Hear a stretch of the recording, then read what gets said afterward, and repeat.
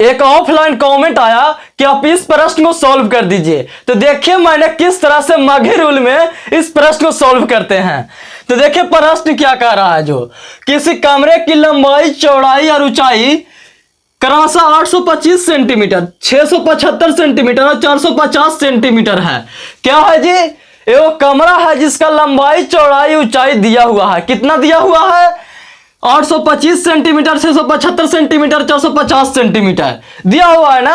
अब आगे देखिए प्रश्न क्या कह रहा है। जो आगे प्रश्न कह रहा है कि ऐसा सबसे लंबा फीता ज्ञात कीजिए जो कमरे की तीनों बीमाओं को पूरा पूरा माप ले।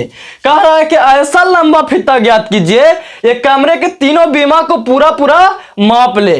तो देखिए किस तरह से हम लोग फीता ज्ञात करेंगे। जो तो देखिए इसका फीता की लंबाई ज्ञात करने के लिए इसका क्या करेंगे जी, ये संख्या दिया हुआ उसका मासा निकालेंगे।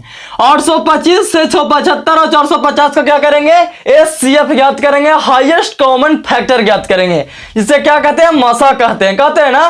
तो मासा का रूल तो आप लोग जानबे करते हैं।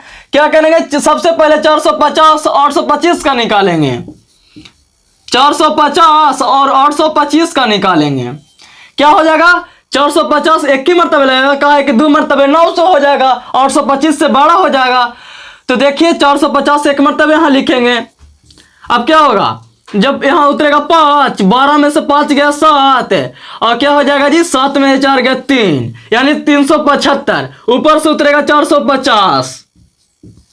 अब एक मरतबे लगेगा 375, 10 में से 5 गया 5 और क्या है जी, 14 में से 7 गया 7 और 1 कट जाएगा। ऊपर से उतरेगा 375। अब 75 बचे कितना होता है, 375 होता है ना। तो 75 बचे हो जाएगा 375, यानी मासा जो मेरा आया 75 आया। अब दूसरा रूल में क्या करना है, अब 75 और 675 का मासा निकालना है। तो देखिए 75 और 675 का मासा निकालते हैं।